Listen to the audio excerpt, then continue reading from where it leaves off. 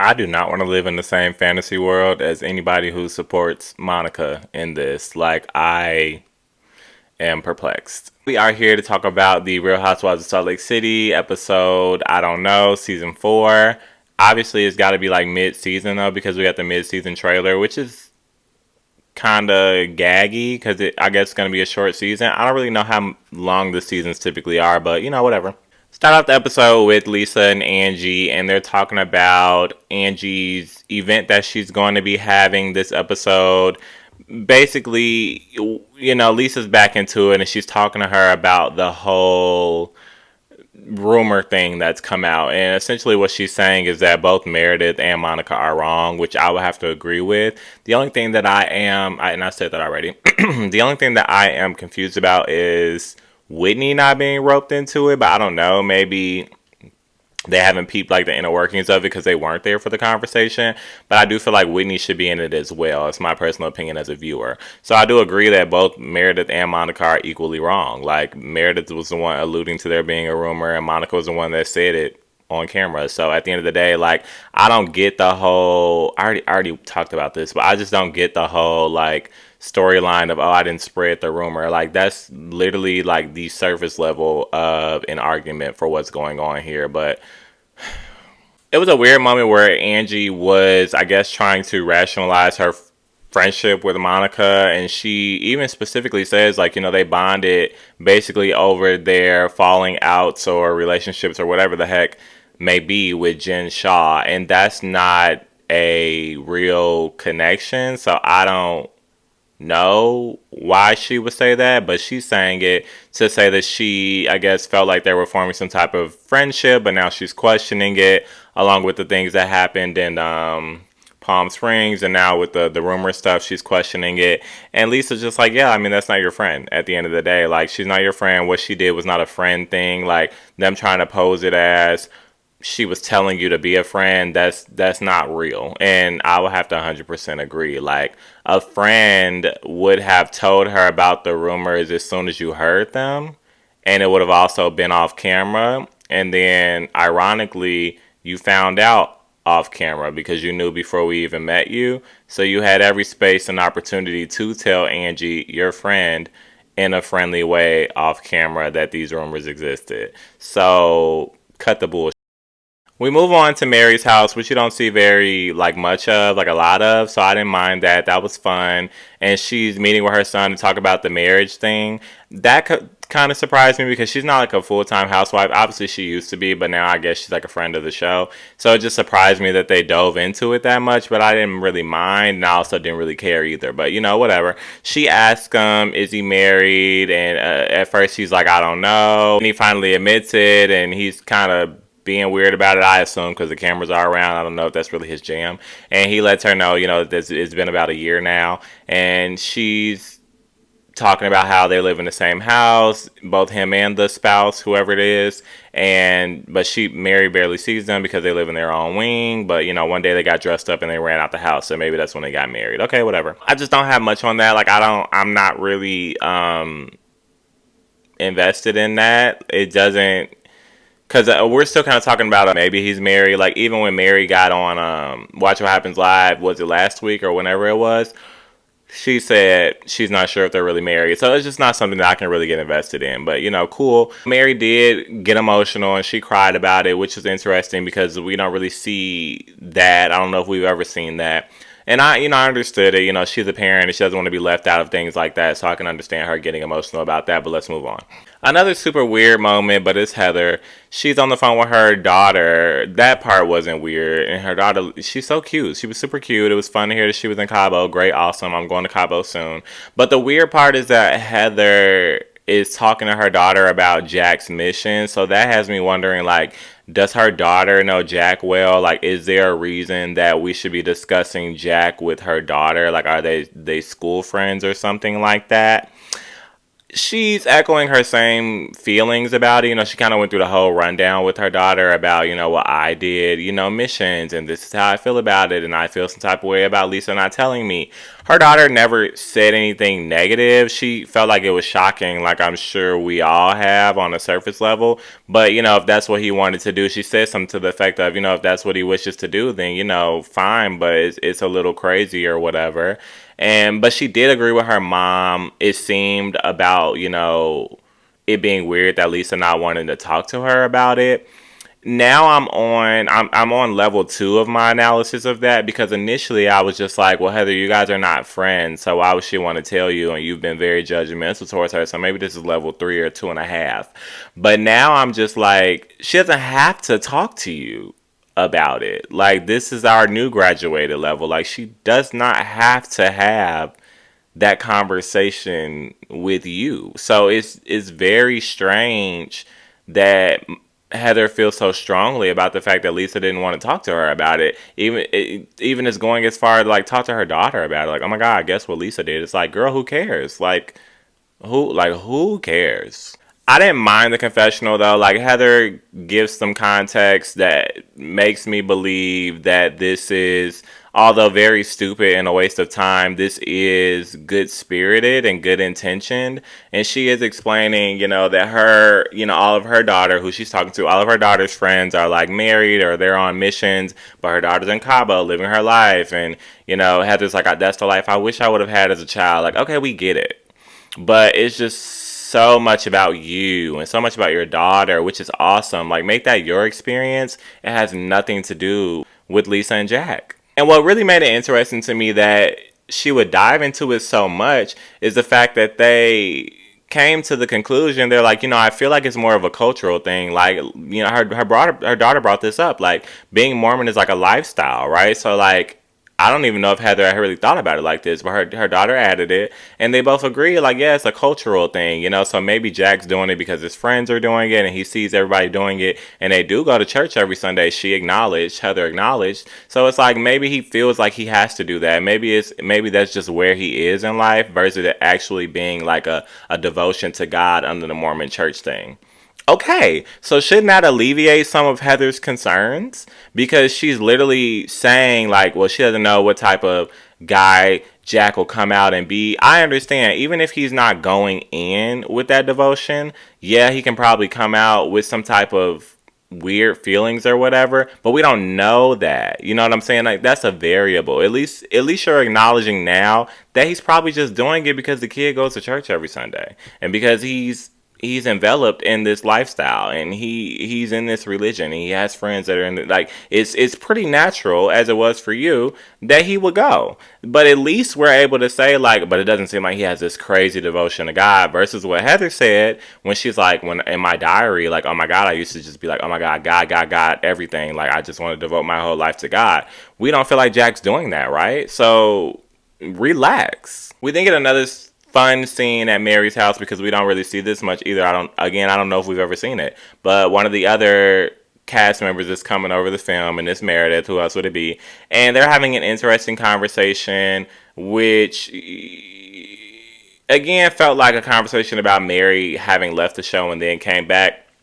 Those conversations don't bother me. It just always feels weird that they would break that third wall, or what is it, fourth wall, to have that conversation, kind of. But it's not a big deal. But they're having that conversation. And I thought this was interesting. Basically, Mary is saying, she assumed that she was going to be coming back to a group of people that had grown, but that has not been her experience, especially with what just happened at Lisa's event. And it seemed to me that Meredith came in wanting to air grievances about the group, but the read that, which she didn't clock was a read, the read that Mary was applying, that this group had not grown, also applied to Meredith. And I don't think that Meredith was peeping that. So Meredith was like taking the other stance of it, like, well, yeah, like, the group hasn't grown, like, it's crazy, like, oh my gosh. And it's just like, she's talking about you too, sis. Like, you're not absolved from this at all. And speaking of things you're not absolved from, like, she's still telling Mary this argument of like, well, I didn't spread these rumors. I guess I heard them, but I didn't spread them. But it's like, you've brought them up now 2 or 3 times to different women on the show while you're filming, so you know what you're doing, Meredith. Like, why are you, what La La Land are you living in with the Monica fans? I'm so confused. They get to talking about Angie's event because, Mary asked her, did she get the Easter Bunny invite or whatever? And it takes so long for them to get this out. But Meredith's like, no, I'm not going. I wasn't invited, but I'm going to be in LA anyway for the GLAAD Awards, which is completely ironic. So I think that that's fun or whatever. She also kind of used that to say, like, I would never perpetuate rumors about somebody's sexuality because of my connection to GLAAD and because my son is gay. And it's like, fine. Let's say that you're not. Then what were you talking about? And I'm just hoping that this question comes out at some point. Like, okay, you want to be absolved from this, and you're saying you didn't do anything, you didn't spread any rumors, you didn't perpetuate anything. When you were talking about you knew things about Angie and her husband, how you said it, what were you talking about? Because if you were not talking about the sexuality things, then what were you talking about? So Mary decides she's not going to go to the event if Meredith isn't going, because again, she's not feeling the girls. I just don't really care too much about that either. But then they get back into a cackle, which I'm totally fine with Mary having this perspective. Let's be clear on that. And she's just like, they just need to grow up. And they need to take ownership. Like, I don't want to be around them until they learn how to be nicer people. And think of others and things like that. And again, Meredith is not catching the read. And she's thinking that she's absolved from this as well. Like, Meredith is not involved in any of this. She's disengaging. Like, she has nothing to do with anything. And she's just like, yeah, and they need to realize. And she is cackling. She is catching a tickle on this one. She's just like, yeah, like, and we're grown women. Like, we can have conversations and be grown women and not, like, throw attacks at each other. And it's like, can you? Like, every time you get into a dispute with someone, you say you have rumors about them. Like, that's kind of what we've been talking about, sis. Like, Meredith, wake up. You gotta wake up. Because you're not, no. Like, no. We get to the party, I immediately noticed that there's just way too much white in Angie's house. The decorations were white. Like, there was a white tablecloth over that white table, and there were like white seat covers over the white seats. It was hard for me. Angie gets a call from Mary. There literally was like, so this was so anticlimactic because we just got the scene where Mary told Meredith that she wasn't going, and now she's calling Angie within the next 1 minute. So, whatever. And she calls her. She tells her, I'm kind of drawing issue with this as I say it, but I'll say it first. She tells Angie that she can't make it because her home in Vegas flooded a year ago. But they got some work done on it, and the work has just completed. So I'm assuming that the tagline is that she has to go check this work out, I guess. But isn't Robert Sr. there? Isn't he always there? Can't he do it? But, Mary has to go do that, and she feels bad. You know what I'm saying? The story doesn't stop that she feels bad. She really does feel bad about it. She does. And, Angie gets a cackle in there. She's like, I didn't know you had feelings. And Mary laughed back, so I liked that was lighthearted. But I think that there was some teeth to that, because I was a little bit surprised about that as well. Here's my issue. Sure. Make up an excuse as to why you're not going to go. Fine, whatever. You don't want to go, make up an excuse. But then you lie and say that you actually feel bad, knowing damn well you don't feel bad.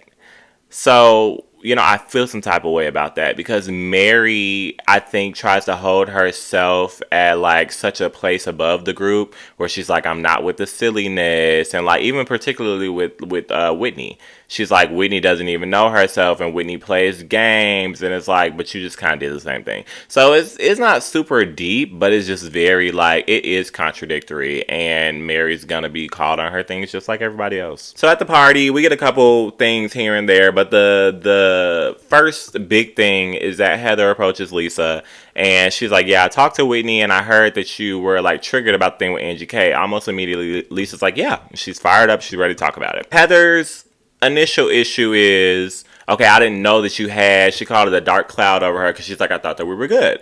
And Lisa's like, well, we are good, like, because our friendship is surface. So, like, it's on the surface, it's fine. But she's like, in that moment, it triggered me, which makes sense. That's fine. Like, yeah, something can still trigger you, but it doesn't mean that I'm beefing with you, girl, because, like, I do believe that their relationship is surface. So there's nothing really to beef with. There's nothing there to have a beef for.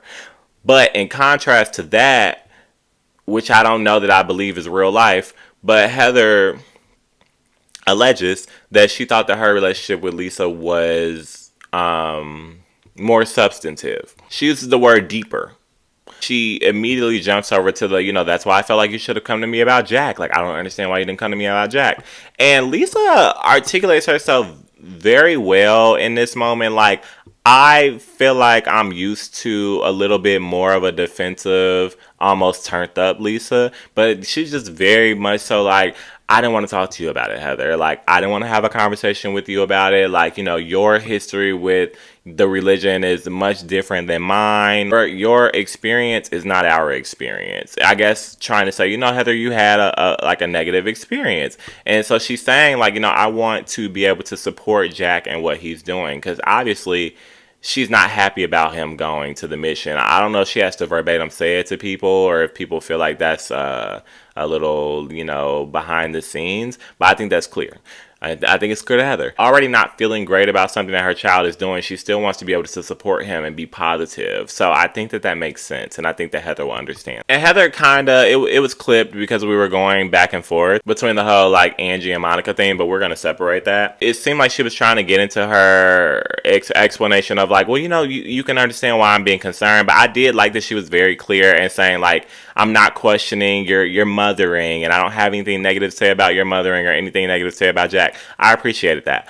And I think Lisa did too. Like, I like that Lisa was like, I know you don't, but still, like, I don't want to have this conversation at the end of the day. Like, I don't want to talk to you about it. Like, your experience is different. It is what it is. She repeats. And then Heather's like, well, is that why you, like, didn't? Well, actually, Heather kind of backpedals and she's like, it's really not even about the Jack thing. She says something to that effect. Like, it's really not even about Jack. It's about me and you. And I'm like, 10 minutes ago when you were on the phone with your daughter, it was about Jack. And last episode was about Jack. And the episode before that was about Jack. So I don't know what happened, but I think it's the way that Lisa handled that argument was done so well that Heather had to pivot. So I'm gonna give her that. So Heather pivots and she's like, it's about us. And actually it's not about us. Subpart, she's like, is that why you won't read my book? And Lisa's like, we're talking about the book now? And we cut back off to Angie and Monica, but we come back and they're technically off the book. Like, I don't know. It just felt like Lisa kept trying to have to explain to her, like, girl, like, your experience, like, is not my experience and it's not Jack's experience. So we ain't living over there. You know what I'm saying? Like, I'm doing my own thing. Lisa's like, I'm good with the path that I have with my religion. Like, I'm just not over there. It is what it is. Heather's finding it hard to grapple with the fact that Lisa is differentiating her religion and her experience from Heather's. Like, Heather feels like Lisa and her have the same experience, which is fine. But if the lady is telling you that you do not, then you do not. Like, I don't know why argue that. Like, it's it's dog with a bone. But they leave it alone for now. They walk off and, they're like, let's be cool. Let's work on our friendship. But Lisa's like, just for the record, like, this is off the table. Like, we're not discussing this anymore. It is what it is. But then they left some money on the table. I was wondering if that was like a little production thing. Like, what's that saying when they're like, oh, you left something on the table or something was left on the table, meaning like the topic isn't done, like the issue isn't over with. I was wondering if that was a production thing or if I was just looking too much into it, because why else would they zoom into the money on the counter? But maybe I missed something. So in the midst of that, Angie had approached Monica. And she's just like very calmly. I wish I remembered exactly how she started the conversation, but essentially she was saying, I do feel some type of way about the fact, about the way that the rumor thing came out from you at Lisa's event. She said it very calmly. I don't feel like she said it with any type of like leading attitude. I don't feel like she was being catty. I feel like she just plainly put it out there. And I think for a millisecond, the conversation was productive. But Monica is immediately defensive. And I'm going to give her a point. I would say that she's probably defensive because she does feel like, which is her whole argument. She has another part of her argument that I don't agree with. I don't agree with any of it. But part of her argument is that, you know, everybody was allegedly talking about it or everybody knew. Now that I'm saying this, I can't give her that point. Ugh. She said that all the ladies were talking about it behind her back, but that had never been stated, right? So I'm wondering if that's something that actually happened that we did not actually see, like TBS, like, or if she just kind of said that as hyperbole. It feels like what may have happened was because the way it was brought to Monica was brought from Whitney, and Whitney's like, well, Meredith's been going around saying that she's got rumors about Angie, and so Monica's like, oh, well, the rumors are da da da da da about her husband's sexuality. So I think that she then flipped that and had hyperbole back to Angie. And she's like, well, all the ladies are talking about it behind your back, and I'm the one that brought it to your face. None of those things are true.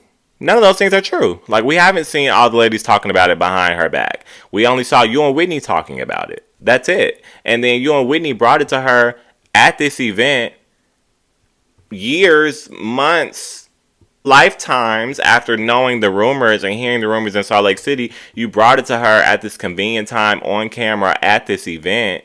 And now you're acting like, oh, not only am I the only one that wasn't talking about you behind your back, but I brought it to you. Like, I am the one that told you. And neither of those things are accurate. Like, this was a whole scheme. Like, and no, like, what are you talking about? I personally feel like Monica knows that this wasn't like a good deed done, but she's so defensive that she's in the delusion of it all. She's really trying to push this argument when Angie's whole thing is like, girl, you just could have told me privately, like pulled me to the side and told me privately. And she's trying to say, well, I did. No, you didn't. Whitney pulled her to the side, and Whitney prompted you to repeat the rumor again while you're on camera. And this, according to you, is after you've known it forever from the Salt Lake City streets. So if you were Angie's friend and really being a friend, as you said, you would have told her a long time ago, and it would have never occurred on camera.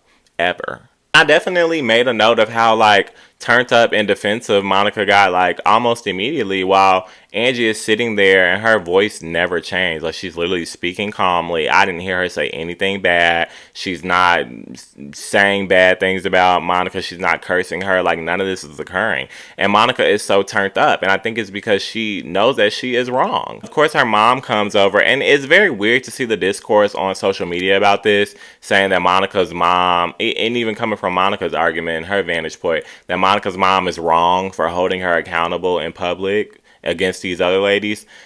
You would wish, mother aside, but especially if it's your mother, you will wish that you had somebody that loves and cares for you in a public space with you while you're on national television that only wants your well-being, and they're going to tell you, hey girl, stop making an ass of yourself. And even when her mom came over, she literally was addressing both ladies, which I didn't expect. She was addressing both of them, and she's like, look, we're both beautiful, like, let's bury the hatchet. Like, I know we can get really passionate, but let's get past it. And Monica was the one escalating it. Like, she's the one making it worse, and she's up and flailing around like, no, I don't want to talk to you, and screaming at her mother in a public place. So it's just crazy to assert that Monica's mother is doing something wrong by telling her daughter to stop screaming and making an outburst at somebody else's event and on national television. These are strangers. Like, we don't know these people. Like, girl, and your children are here. Like, it was just so, other people's children are here. It was so many things. To even try to say that Monica had a point in this was crazy.